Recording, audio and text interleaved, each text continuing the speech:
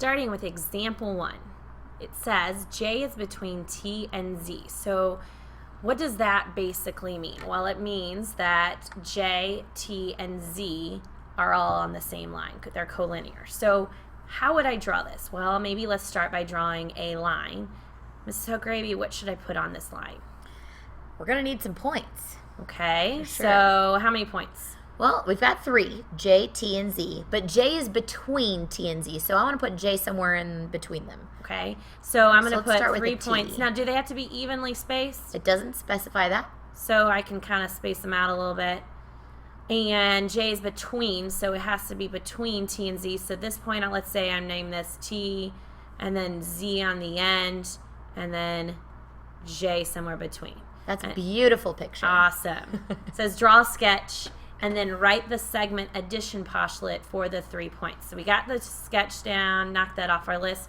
Now let's write the segment addition postulate. So segment addition postulate basically means that you're adding 2 segments together to equal one larger segment. Okay, so would I write it as segment TJ? Well, I wouldn't want to put the segment bar above it because it's talking about their measures. All right, so the length or the measure of segment TJ, and I'm going to add which length to it? JZ. Like the rapper. Equals TZ. And again, no segment bar because you're talking about the length of those segments. So this plus that is the total of that segment. And there's really other ways we could have written that. I could have said JT plus ZJ, or I could have flip-flopped them and said JZ plus TJ. There's lots of ways to write that, of course, too, as long as you're adding the 2 smaller segments to then equal that larger segment. Exactly.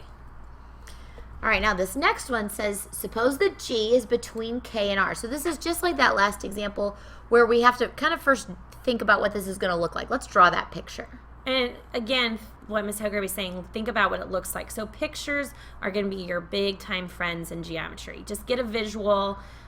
It doesn't say you have to draw a picture, so it's not a must, but it gives you an idea of what it looks like. So she's drawing G between K and R all on the same line. And you're going to hear us say that a lot. If there's not a picture, draw a picture. It'll help. Yep. So they tell us already on this one that KG, this segment right here, is 4x minus 3 units long. And that GR is 6x plus 8 units long. And that KR, the whole segment, the larger segment, is 25. Well, we can use segment addition postulate for this to help us define some values of x here. And why would we need to find x? Because we need to know how long each of these segments are. They want us to find KG and GR. Well, right now we know what they are in terms of x, but we don't know what the actual lengths of those segments are. So, Mrs. Palermo, how can I write an equation with this stuff using the segment addition postulate?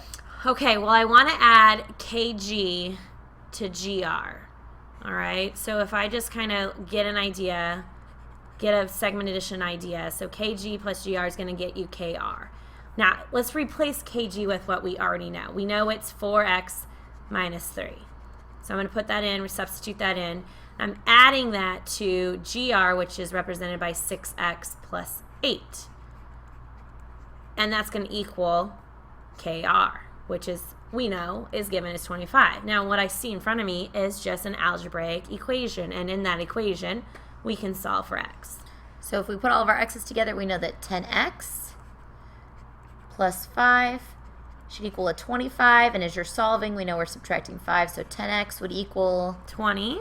And x is 2. Now, are we done? We're done. There are so many times in geometry we want to think we're done when we finish the algebra work. Why aren't we done? Because that's not what they asked us to find. They told us to find KG, which KG we take 4 times 2, so 8 minus 3. What is KG going to be? KG is going to equal 5. And GR, which was 6 times our 2, so we get to 12 plus 8 is going to give us 20. And if you do add those together, that is how we're going to get to our 25. So it works out. So be really careful because there are so many times in geometry where we get so excited that we got through the algebra work and we think we're done, but we're just not done because we didn't answer the actual geometry question. Moving on. This next example says A, B, C, and D are collinear points. So instead of 3 points, we have 4, and they are all, again, on the same line. It says find AB, BC, and CD.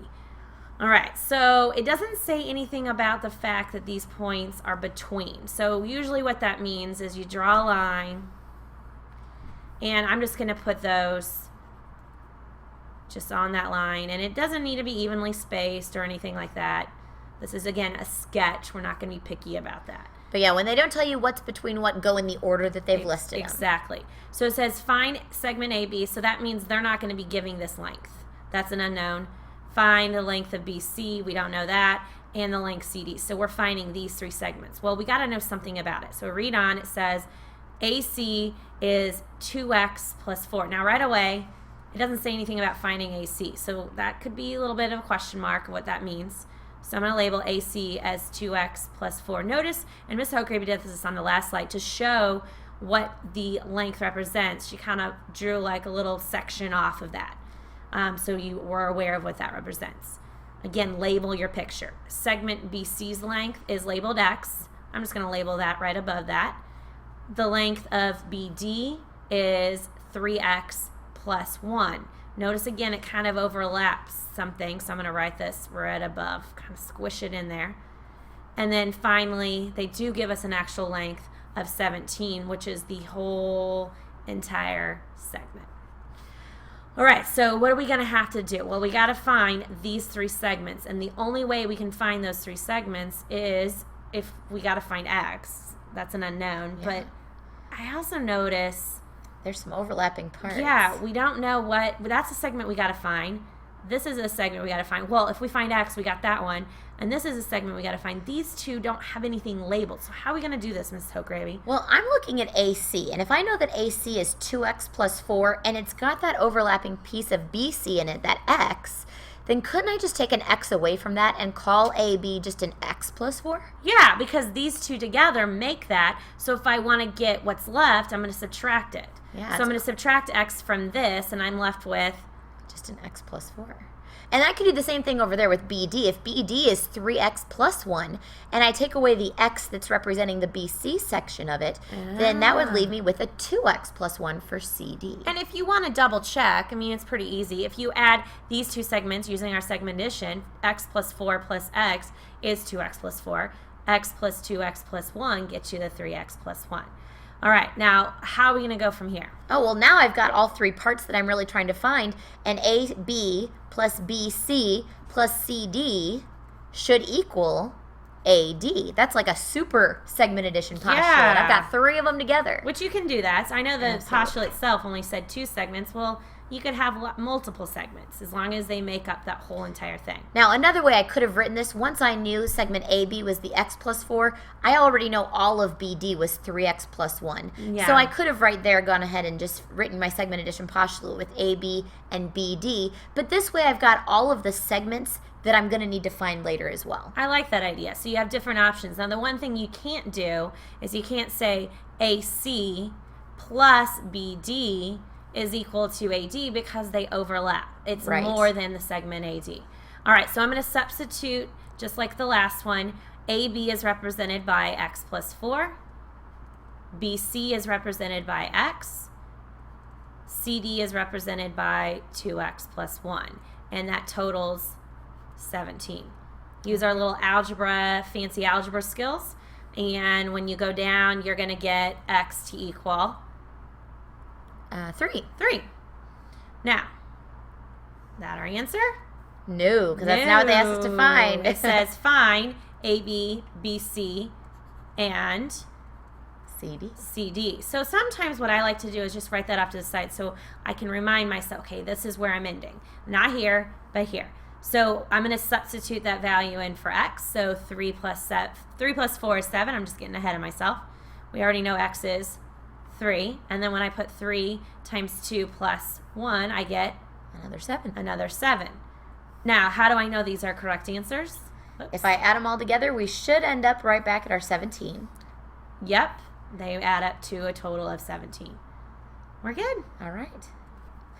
Now, for this last example, they tell us that A, B, C, and D are collinear. So again, they're all, again, on the same line. We're supposed to find A, B, B, C, and C, D, and then they give us some other values, kind of like this last one that we just did too.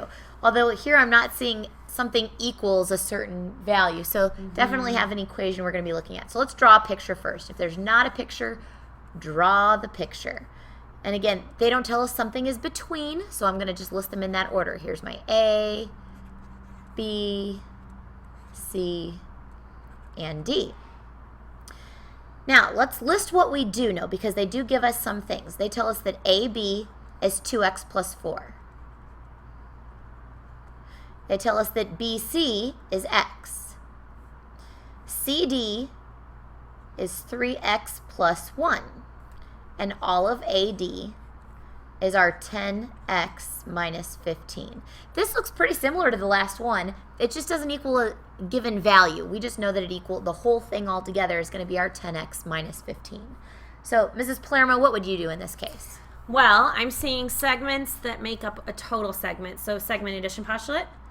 So AB plus BC plus CD is totaling AD. Now, when you're doing this on your own, we're not going to require you to write this part that she just wrote down, but what we would like to see is the equation with the actual the things that you replaced it with. So this next equation would be the important thing. So you're going to put 2x plus 4, and they're going to add that to BC, which is x, and then add that to 3x plus 1, and that's going to equal 10x minus 15. And notice this time, like she mentioned earlier, it doesn't total an equal or an actual value. It's saying it equals 10x minus 15. So that's kind of makes this a little different, but bottom line, we've done this in algebra class before. So we're going to have to solve it, combine like terms on the left side. So that's going to total 6x plus 5, and then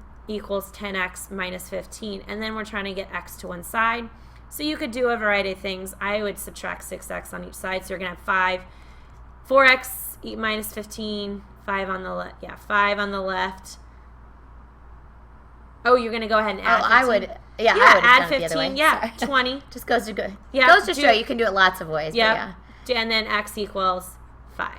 Absolutely. Again, it didn't say at all to just find x. We had to find the values, but now we're going to replace that and find these three things. So AB says x is 5, so you're going to put that in there. So AB is going to equal, so 2 times 5 would give us our 10 plus 4. 14, so 14.